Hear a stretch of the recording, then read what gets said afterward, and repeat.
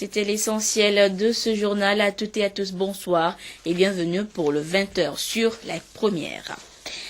Je le disais en titre, depuis l'apparition de la maladie à virus Ebola en Guinée et face à sa progression dans d'autres pays, les autorités togolaises ont mis en place un dispositif pour contrer la maladie qui épargne le pays. Mais quelles sont les efficacités d'un tel dispositif? Le chef du gouvernement, Célia Godi Aoumezounou, a recueilli ce matin les avis et impressions des partenaires et experts de l'Organisation mondiale de la santé. Le compte rendu avec Christine Péché-Kialoudé. La maladie à virus Ebola continue de faire des victimes dans la sous-région ouest africaine. Plus d'1 millier de morts a été enregistré. Dès son apparition, le gouvernement a pris des dispositions parmi lesquelles le comité de coordination qui regroupe les cellules chargées de l'hygiène et assainissement, de prise en charge de la communication, la cellule laboratoire et enfin de veille. À ce jour, le Togo n'est pas touché par le virus, mais pour le gouvernement, il ne faut pas du tout baisser la garde. Le chef du gouvernement, son Excellence Artem Célia Godi Aoumezounou, a souhaité cette rencontre avec les partenaires impliqués pour se faire une idée sur le profil de toutes les activités menées surtout par chaque cellule et aussi identifier les points à améliorer. La réunion de ce matin consistera à demander aux responsables des différentes cellules de faire un peu le point du mécanisme de prévention et de prise en charge dans sa globalité. Ensuite, d'avoir surtout les observations de l'OMS à travers l'expert qui nous a été délégué et qui a évalué un peu le dispositif et qui donc va nous faire un certain nombre de propositions d'amélioration des différents points de ce dispositif. Présentation qui donnera lieu à des échanges avec les uns et les autres afin que nous puissions ensemble sortir de cette réunion en étant certains que nous continuons à améliorer le dispositif sur tous les plans, mais que nous avons aussi les moyens, tant financiers que matériels, pour effectivement intervenir au cas où nous aurions certaines situations qui nécessiteraient une prise en charge d'éventuels cas de cette maladie. Je dois donc dire que cette réunion est une réunion qui fait un peu le point de ce que nous avons fait jusqu'à ce jour, mais qui démarre encore un peu mieux les activités. Nous devons être certains d'une chose. Il est important d'avoir un dispositif de prévention, mais il faut réfléchir aussi à la prise en charge d'éventuels cas, ce qui suppose des moyens en ressources humaines, des moyens matériels, des moyens financiers. Alors notre réunion de ce jour permettra d'évaluer tous ces points-là et de voir ce qu'il faut faire encore pour que le dispositif soit encore plus efficace. Ensuite, de voir, après les interventions du gouvernement en termes d'appui matériel et financier, ce que les partenaires peuvent aussi apporter, parce qu'il est utile que ce soit de manière globale et générale que nous voyions cette question, tant en ce qui concerne le dispositif lui-même que l'implication des uns des autres. Au niveau des ressources humaines, nous devons avoir une idée très claire de ce qu'il faut pour répondre à cette maladie, mais aussi être certain que nous avons les ressources humaines à tous les niveaux, les différents dispositifs qui sont mis en place, tant au niveau des centres d'isolement que des postes avancés, au niveau des postes frontaliers. Nous devons avoir une idée de tout cela.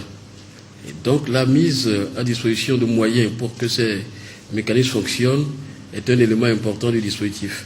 Mais je crois aussi que si nous sommes certains que ce dispositif est mis en place, qu'il est efficace, qu'il y a les moyens pour le faire fonctionner, cela rassurerait aussi les populations, mais surtout le corps médical, parce que c'est important que ce corps médical soit en mesure d'intervenir à tout moment de manière efficace, sans avoir la moindre appréhension par rapport au fait qu'elle n'aurait pas les moyens d'intervenir efficacement, mais qu'elle risquerait elle-même aussi, en raison du fait peut-être que les dispositifs n'auraient pas prévu tous les moyens d'intervention, qu'elle risquerait même de devenir un vecteur de transmission de cette maladie.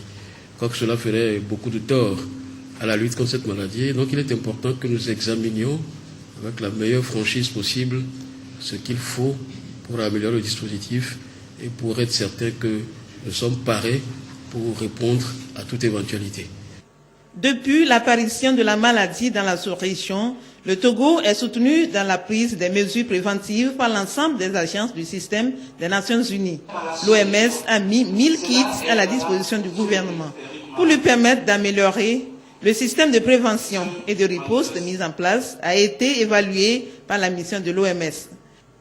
Les résultats de l'évaluation relèvent aussi bien des acquis que des insuffisances. Toutes les commissions ont commencé leur travail et des actions ont été posées. Je pense que le défi que nous avons, c'est au niveau de la coordination. Nous voyons que les commissions travaillent, mais il faut à un moment donné qu'elles puissent se rendre compte de leurs difficultés et des besoins qu'elles ont afin que ces besoins-là puissent être couverts. Nous avons pu voir que le laboratoire de Lomé, de l'hygiène publique, avait un projet qui date déjà de plusieurs années pour pouvoir élever son plateau technique. Donc nous encourageons cette initiative et nous allons faire le plaidoyer tant au niveau du gouvernement qu'au niveau des partenaires pour voir comment est-ce qu'on peut aider le pays à accomplir ce projet-là. Dans la rubrique des points à améliorer, il a été noté que les informations reçues aux différents points d'entrée ne sont pas bien exploitées et qu'il existe aussi un manque de lien entre les différentes structures mises en place. Il faudrait également identifier les couloirs terrestres à grand risque de transmission et y renforcer les capacités des agents.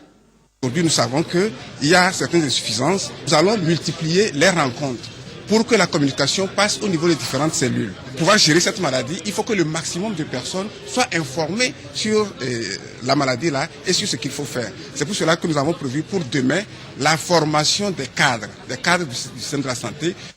Depuis l'identification de la maladie dans la sous-région, 3 cas ont été suspectés au Togo. L'un des cas a été écarté. Pour les 2 autres, les analyses dans les prochains jours permettront de les confirmer ou infirmer. Les mesures de sécurité doivent donc être renforcées sur l'ensemble du territoire national et les populations sont appelées à plus de vigilance et à adopter des comportements responsables. Toujours dans le cadre de la prévention de la maladie à virus Ebola, je vous donne maintenant lecture de cet arrêté portant création du comité de gestion de la maladie. Le ministre de la Santé, vu la loi numéro 2009-007 du 15 mai 2009 portant Code de la santé de la République togolaise et vu la nécessité de service, arrête. Il est créé au ministère de la Santé un comité de gestion dans le cadre de la prévention et de la riposte à maladies à virus Ebola. Le comité de gestion est constitué des organes ci-après. Une cellule de coordination, des cellules techniques qui sont la cellule information, éducation et communication, celle hygiène et assainissement, cellule de prise en charge, cellule laboratoire, cellule logistique et cellule de veille. Des centres d'isolement et de prise en charge des cellules techniques régionales, un comité de partenaires, un fonds spécial. Le comité de gestion de la maladie à virus Ebola a pour mission de renforcer les capacités nationales pour la prévention et le contrôle de la maladie à virus Ebola au Togo. Spécifiquement, le comité a pour objectif de renforcer la coordination des interventions de lutte contre l'épidémie de la maladie à virus Ebola à tous les niveaux. La surveillance active et l'alerte précoce pour faire face à une épidémie de la maladie à virus dans le cadre de la SIMR et du RSI 2005. L'information au public et la mobilisation sociale. Les capacités de prise en charge médicale des cas suspects de la maladie et psychosociale des survivants et des familles des victimes. Les capacités de diagnostic au laboratoire, les mesures d'hygiène et d'assainissement pour la prévention des contaminations au niveau des structures sanitaires et dans la communauté. Les membres de la cellule de coordination, cellule information, éducation et communication, cellule hygiène et assainissement, cellule de prise en charge, cellule laboratoire, cellule logistique sont à découvrir dans le quotidien Togo Presse. Les cellules techniques sont représentées au niveau région sanitaire par le directeur régional de la santé, le point focal régional surveillance épidémiologique, le logisticien régional, le chef service régional IEC, le chef service hygiène et assainissement, le chef service laboratoire du CHR et du CHU Kara pour la région de la Kara, le médecin-chef de médecine du CHR et du CHU Kara, le médecin-chef de pédiatrie du CHR et du CHU Kara. Il est créé dans chaque centre hospitalier régional un centre d'isolement et de prise en charge et d'éventuels cas de maladie à virus Ebola. Le centre d'isolement du CHU Campus est le site de référence national. Le comité des partenaires regroupe l'OMS, chef de file, UNICEF, OOAS, UNFPA, Croix-Rouge togolaise, Plan Togo, AFD, Togo Télécom, Togo Cellulaire, Move, ANAC, Port Autonome de Lomé, TVT, Edi Togo, SALT. Chaque cellule élabore son plan de lutte qui sera intégré dans le plan global de gestion de l'épidémie. Les différentes cellules peuvent s'adjoindre d'autres compétences en cas de besoin. Pour la gestion, la prévention et la riposte à maladie à virus Ebola, un fonds spécial est créé. Ce fonds spécial est alimenté par une dotation spéciale de l'État et des partenaires. Le secrétaire général du ministère de la Santé est chargé de l'exécution du présent arrêté qui sera publié au journal officiel de la République togolaise. Signé le ministre de la Santé, le chef du gouvernement, Kwesi Seleagodji Aoumé Zuno. La suite de cette édition à présent, Ebola est devenue aujourd'hui une urgence de portée mondiale. Au Togo, les forces publiques s'activent pour prévenir la maladie. À cela s'ajoute la participation des médias, presse écrite, radio et télévision. Qu'est-ce qui se fait exactement à leur niveau pour sensibiliser les Togolais sur les mesures préventives d'Ebola? Élément de réponse dans ce dossier réalisé par Rachel Aokou et Antoinette Romao. Vovor.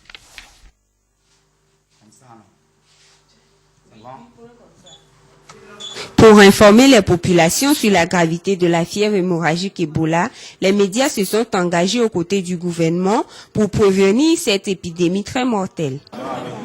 Depuis quelques semaines, nous avons confectionné des bandes en français et en langue locale, le Mina en l'occurrence, que nous diffusons, des bandes qui contiennent des messages de sensibilisation disant aux populations ce qu'ils doivent faire, ce qu'ils doivent éviter et éventuellement lorsqu'ils se retrouvent devant une personne présentant des signes apparentés au virus, à la maladie Ebola, ce qu'ils doivent faire. Donc, ajouté à ces bandes, nous faisons quasiment chaque semaine des émissions à des heures de grande écoute. Au niveau de notre journal, je crois que d'abord nous essayons de relayer toutes les informations liées à cette épidémie, aussi bien les initiatives que prennent les différentes autorités qui sont sur la question. Nous relayons ces informations-là.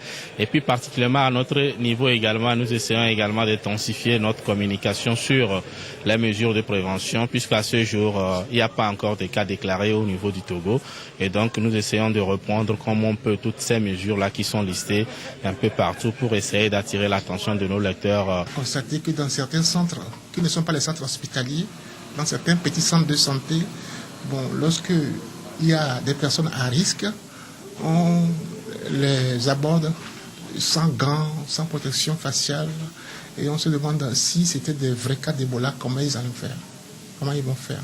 Donc notre message, c'est que la sensibilisation soit encore plus dosée, de manière à ce que la population soit vraiment au courant, aussi bien à Lomé que dans l'intérieur du pays. À cela s'ajoutent des émissions en langue locale pour toucher toutes les couches sociales. Après